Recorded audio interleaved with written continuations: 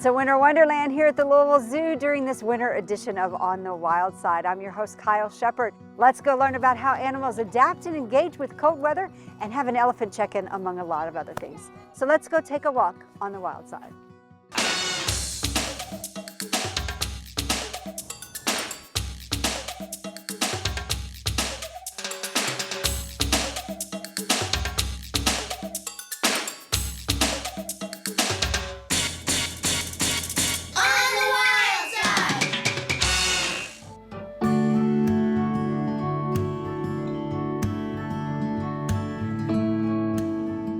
We're here at the elephant area with our general curator, Ron Evans.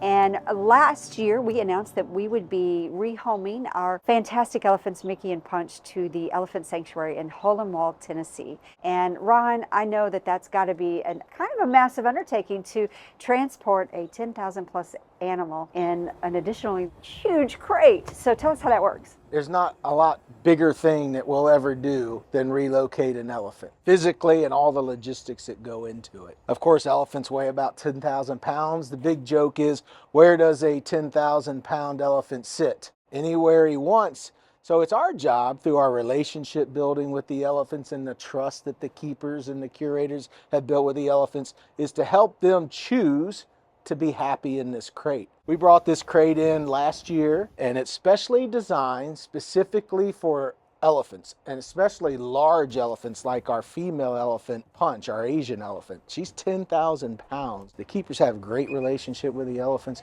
They train them for all kinds of things, for certainly for like physical exams. They maintain the bottoms of their pads, and they'll trim their toenails.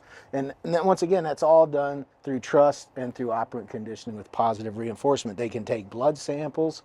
They can do trunk washes, because you need to do testing on elephants so they can get them to put saline in their trunks, and they won't drink it, and they'll hold it in their trunks, and then the elephants will blow it into a bag so they can get a sample to make sure they're doing okay. Keepers have maintained for a long time a great relationship and trust, and the idea of how to train has already been established with the elephants. So the crate training is just a new thing to train them. Can we just take a tour-ish of this larger than life crate that we're standing in? Yeah, so this crate, once again, like I said, is specially designed to ship elephants. It has a lot of different windows and different features in it that permit us to have special access to them on the sides. But it's a team effort. They have to have staff working on each side of the elephant crate to move some of the barriers. So the elephants don't just come in here anytime. We have some chains in the front that they'll remove those chains, and then they call the elephants in. The goal is just have them come in and be very comfortable in the crate. They have food, their favorite food items. They reinforce them as they're in the crate.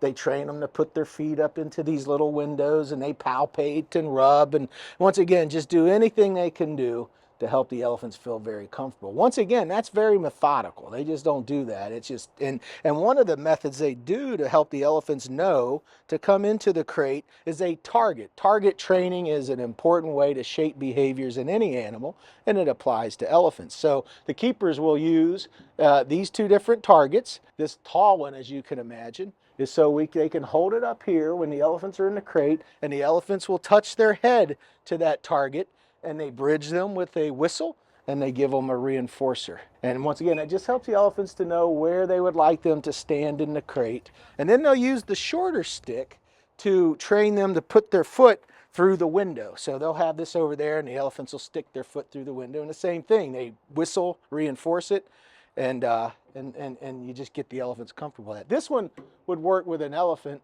This one would work with Kyle. This is my height, yes. This is the Kyle training So stick. target me, what am I gonna do? Yeah, so pretend I have something you really like, whatever that is, what you like. Candy? Candy, sure. Yeah, so I got a handful of candy here, Kyle, and you can't resist it. You already know me, I give you food all the time.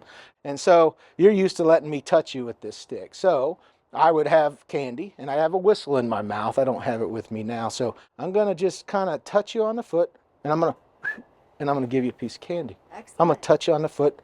I'm gonna give you a piece of candy. I'm gonna touch you on the foot. I'm gonna give you a piece of candy. Oh, I'm gonna raise my foot. I'm gonna give you a piece of candy.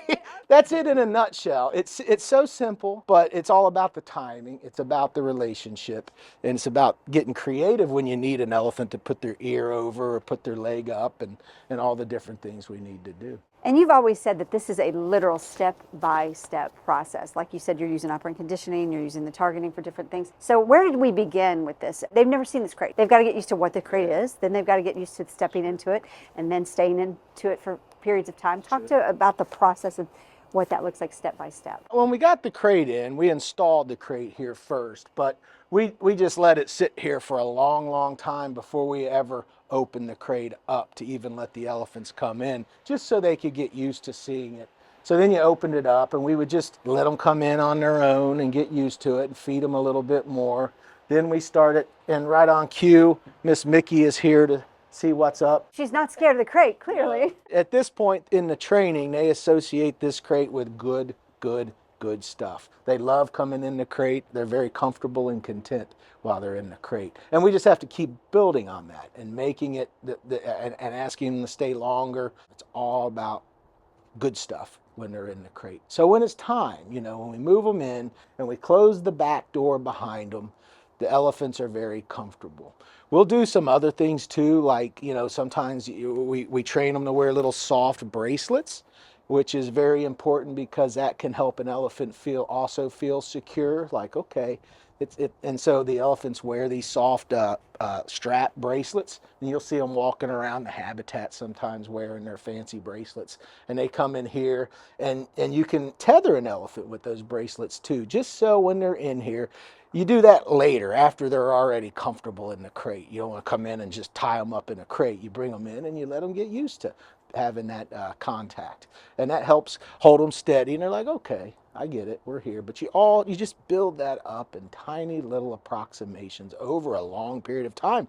Like I said, we've had this crate here for over a year. It's going to be about a year, at least a year and a half of training before we actually transfer the elephants to the Tennessee Sanctuary. Well, finally, the next steps beyond that would be actually transporting this crate with an elephant inside to Tennessee. And what does that process look like? Yes. We have a great team here at the Louisville Zoo, some very experienced folks, excellent trainers, doing a fantastic job, but we really have stacked the deck in our favor, in the elephant's favor, because we've also brought in an elephant consultant that goes all around the world, and he comes in on a regular basis and watches our progression. He gives us little tips and little ideas on what else we could work on. He's very happy with our progress. And we've also hired one of the most experienced elephant transporters in the country. But yeah, to get this big old crate out of here, that's a job too. So our fantastic facilities department, headed by Dan Cole, has helped us connect with a rigging company, a crane company, who will come in once the elephants are secured in the crate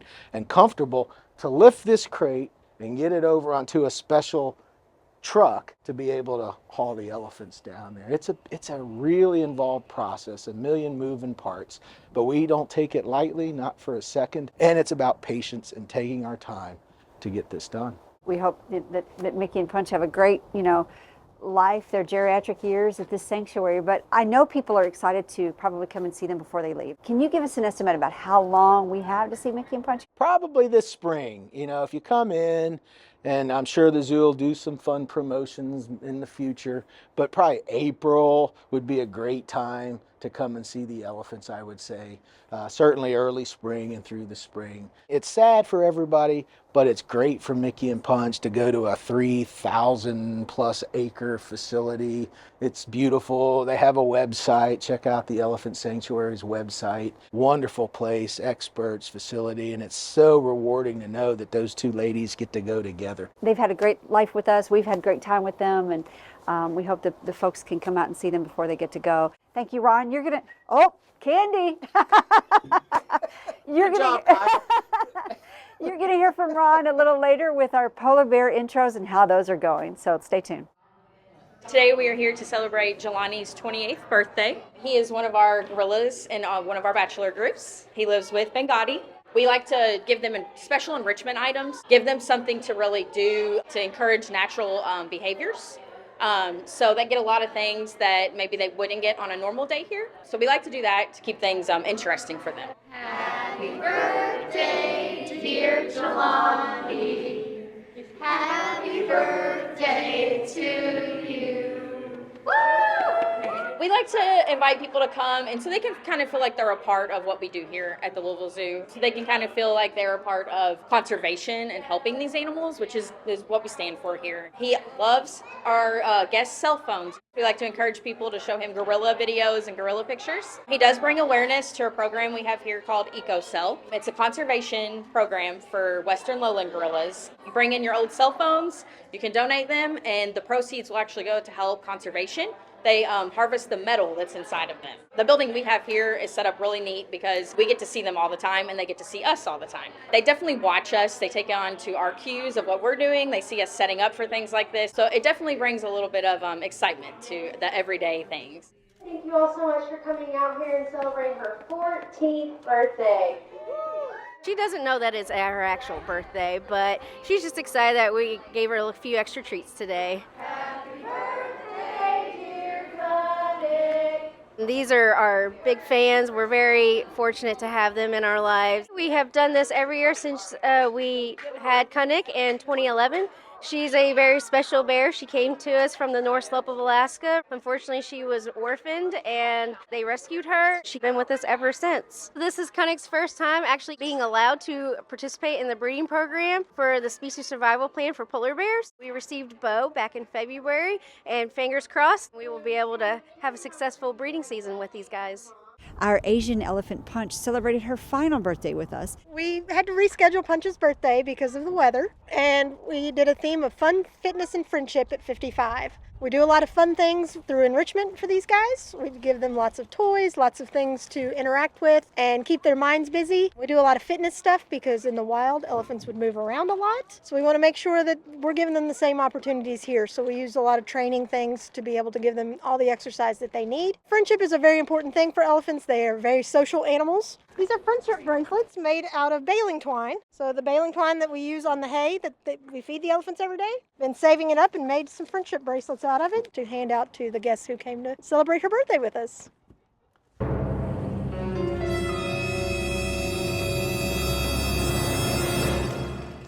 Animals that live in the wild, depending upon where they live, have developed all types of strategies to be able to tolerate living in at times of cold weather. Basically, we can break those down into three areas. You have animals that will migrate, will leave, look for warmer areas. Around this part of the country, we've been seeing recently sandhill cranes flying south. A lot of the smaller native songbirds will fly to Central or South America for the winter because that's where the food is. With a lot of the birds that migrate, could be related to what we call photoperiod. When the photoperiod, the amount of light and dark, light decreases, dark increases certainly.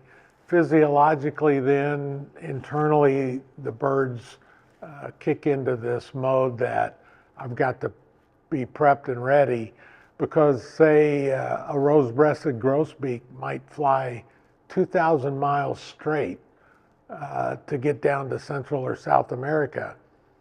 And for a small little songbird, it takes a lot of energy. So they've got to really pack it and be ready to take an exceedingly long flight. Animals like sandhill cranes, we just had some go over to the zoo the other day, are really one of my favorites. They'll make stops along the way in kind of wetlands area or cornfields, areas like that that'll have plenty of food supply, and they'll eat as they go. So they'll make these hops as they move south for the winter. Same thing going back north for the summer. Migration is not necessarily going north to south, depending upon where you are in the world.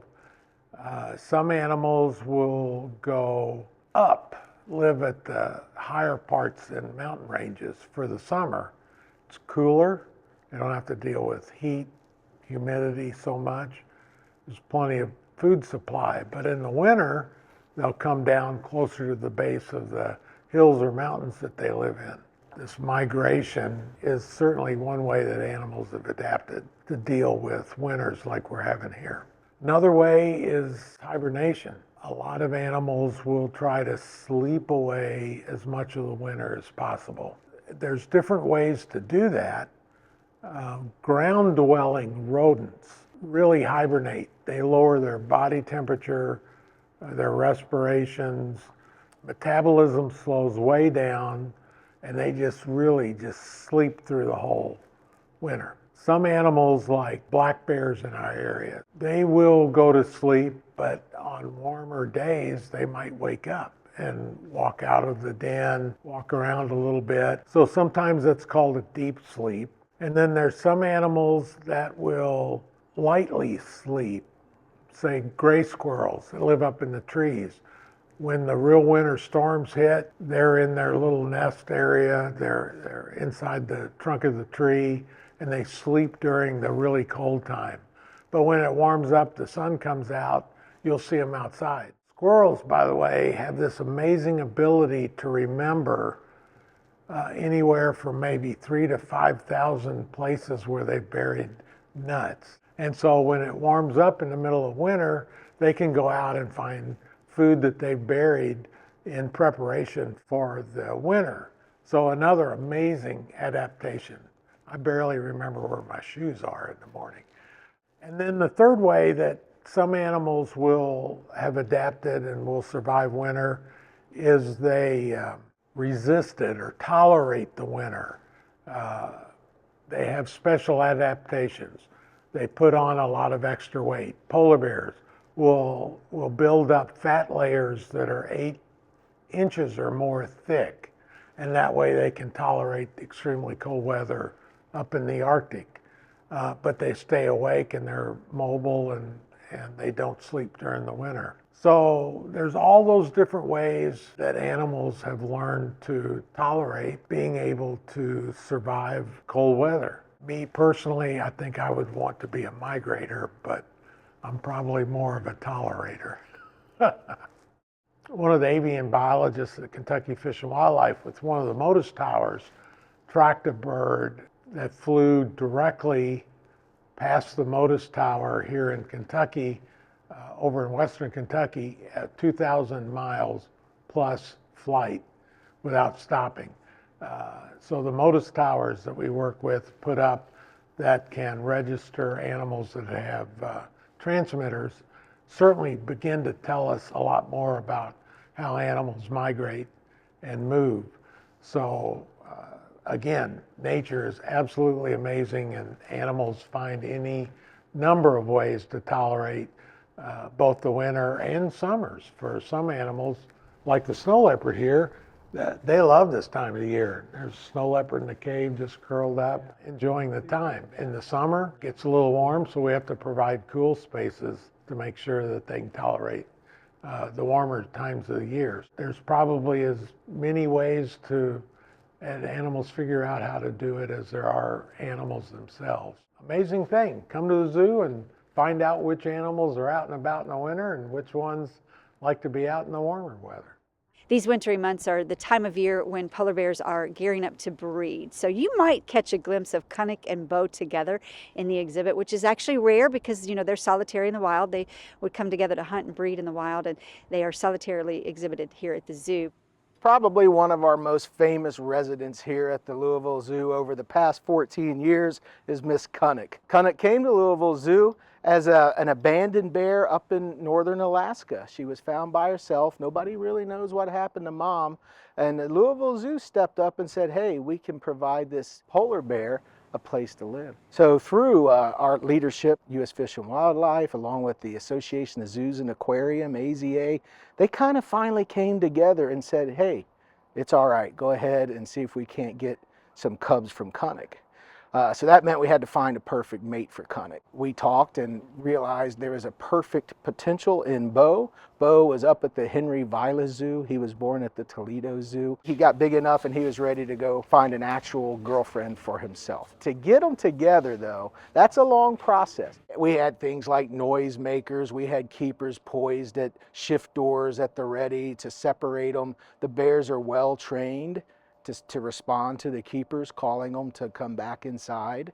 So we had a whole lot of contingency plans on top of contingency plans to try and separate if we needed to, but we haven't had to use much of them at all. Things have been going fantastic. At first, Qannik was, obviously a little intimidated by the big guy. She didn't know he was well behaved as he was. We got a long way to go with this introduction before we say we're done. There's no guarantee basically what time they may be out. I would fully recommend you get here before noon if you would like to see Qannik and Bo together.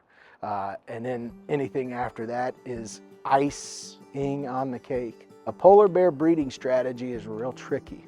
There were no polar bears born in the United States over the past 2 years, even though there have been a lot of them that have attempted. The stars have to be aligned for you to get polar bear cubs. So everybody's putting forth the effort. So if we could have cubs from Qannik, it would be absolutely over the top, Plus Qannik being a wild bear, her genetics are extremely valuable, which makes us even that much more important to the big picture population.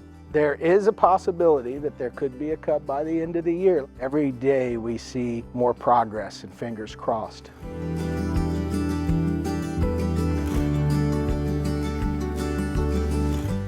We're here at Glacier Run with a couple of our folks who just went to the polar bear capital of the world, Churchill, Canada, to visit with the Polar Bears International Group, which is a group of conservationists and scientists and researchers who are one of the leading authorities on polar bears, and they help professionals in the zoo world and other worlds learn about the plight of the polar bears in the wild. And so Heather Deshawn, our marketing manager here at the zoo, just went with Stephanie Moore, who we'll speak to later about her trip as well, to Churchill, Canada. And you got to see polar bears for the first time in the wild. What was that like? It was an amazing experience because we got there in Churchill on the first day.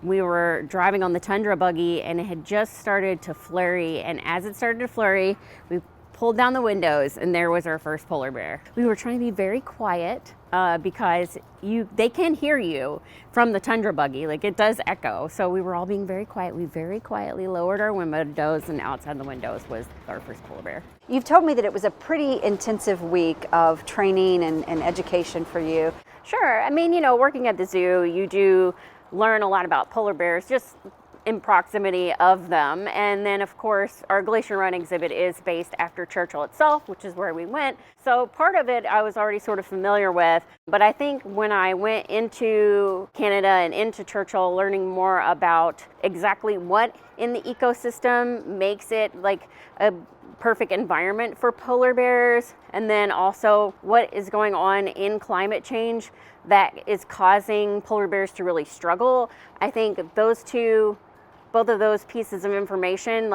were fully fleshed out for me.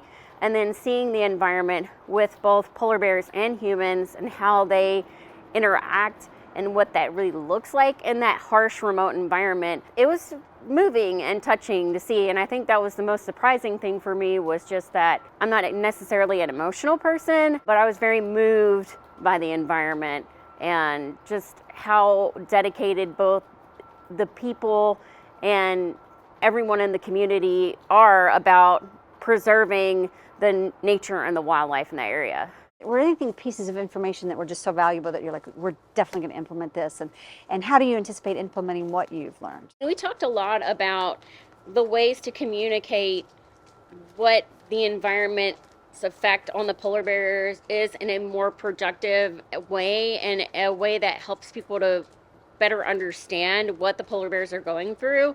A lot of the seminars and things that we went to there revolved around how to better communicate that, and I think we'll definitely take that here into our internal communications and into our social media as well, for sure. It was a really moving experience, and I'm honored that I got to go. It's amazing. So overwhelming. We're in Glacier Run here right now, and I can literally look and see a polar bear, but seeing one in its natural habitat, just living its life, doing its thing, is just a life-changing experience, something I will never forget. The natural beauty of the world around us is just awe-inspiring, and seeing something like the Northern Lights, it just puts you in your place to know, I'm just a little speck on this planet, and the world going around us is amazing.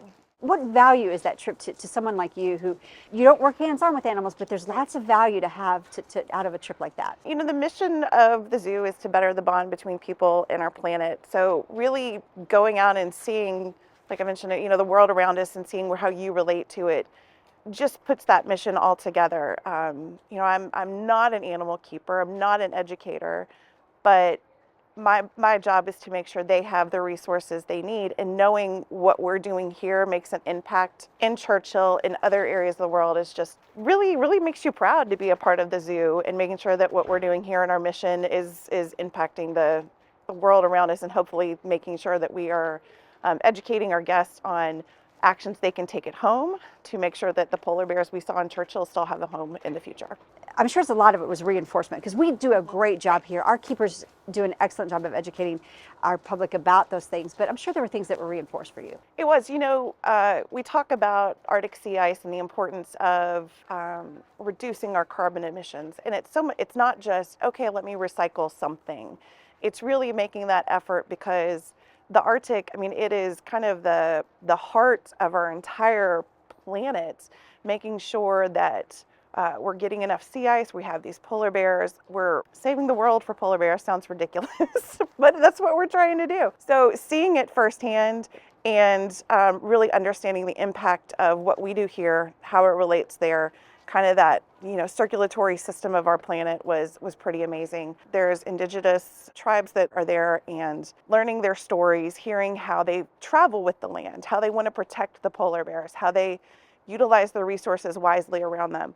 That was something that really made an impact on me coming back home, having a little bit more respect for how am I utilizing my own resources? Am I making sure I'm making that same conscious judgment and changes in my life, so that I'm making sure I'm being a wise user of the world around me.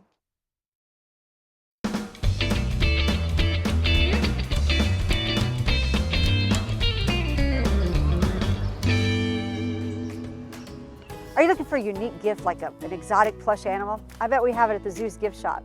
You don't even need to come into the zoo to visit that gift shop, but it's open the same hours as the zoo. Let's take a look.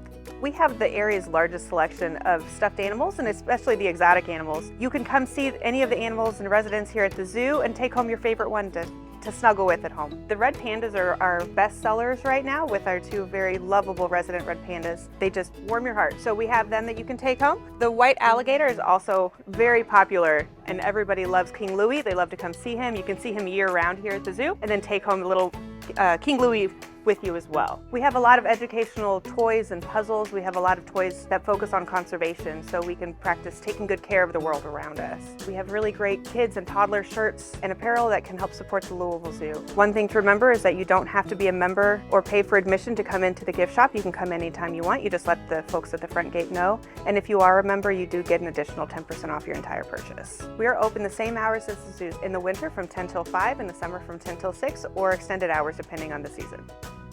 We hope you enjoyed learning about how animals engage and adapt with cold weather, and along with the update on Mikki and Punch. And we do hope that you can make it out to visit Mikki and Punch before they leave on their big journey to the Elephant Sanctuary in Tennessee. That'll be sometime this spring, so come on out. Don't forget that your zoo is open 362 days a year. We are only closed 3 days a year. So come on out and visit us. We hope to see you next time, but thanks for taking a walk on the wild side.